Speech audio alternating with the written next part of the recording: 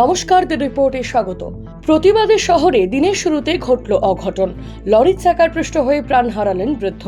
ঘটনাকে কেন্দ্র করে তীব্র চাঞ্চল্য ছড়ালো কেষ্টপুর সমরপল্লী এলাকায়। সূত্রের খবর, এদিন এক বৃদ্ধ রাস্তা পারাপার করার সময় আচমকা একটি লরির সঙ্গে ধাক্কা লাগতেই রাস্তায় লুটিয়ে পড়েন তিনি। চালক কোনো কিছু বুঝে ওঠার আগেই চাকার তলায় পৃষ্ঠ হয়ে যান বৃদ্ধ। মুহূর্তের মধ্যে চাঞ্চল্য ছড়িয়ে পড়ে এলাকায়। বছর ৬৬-র বৃদ্ধের নাম প্রদীপ রায়। পরিবারের তরফ থেকে জানানো হয়েছে, ডাক্তার দেখাতে যাচ্ছিলেন প্রদীপ বাবু। তার আগে মন্দিরে নমস্কার করতে যাওয়ার সময় ঘটে এই মর্মান্তিক দুর্ঘটনা। উনি একটু ডাক্তার দেখাতে যাবেন, উনি সেই জন্য বাড়ির মন্দিরে ঠাকুর মন্দিরে প্রণাম করতে এসেছিলেন সকালবেলায়।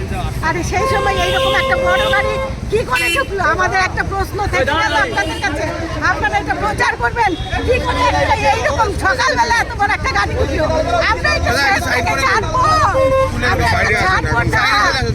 আজকে লোকটাকে কিভাবে মেরে দিয়েছে একটা ঠাকুর মন্দিরের সামনে এসে। আমরা আত্মীয় স্বজনরা ছাড়বো ভেবেছেন, পুলিশ কি করবে? পুলিশ করবে, আমরা আমাদের মতো দেন, আমরা ছাড়বো না। আপনারা আমাদের সাথে থাকবেন। আপনার নামটা? সবার কাছে অনুরোধ করছি, আপনারা। ওনার নাম কি? ওনার নাম প্রদীপ রায়, আশা গার্ডেনে থাকেন। আমার নাম সাগরিকা রায়, আমি অন্য জায়গায় থাকি, অমৃত টাওয়ারে। আমার জামাই বাবু। খবর পেয়ে ঘটনাস্থলে এসে পৌঁছায় বাগুইআটি থানার পুলিশ।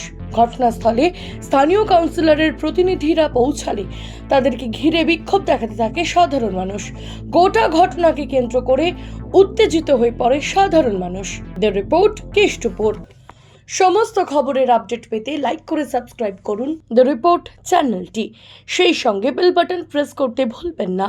আপনাদের একটা সাবস্ক্রিপশন আমাদের জন্য অত্যন্ত মূল্যবান। একই সঙ্গে ফলো করুন আমাদের হোয়াটসঅ্যাপ চ্যানেলটিও। জয় হিন্দ।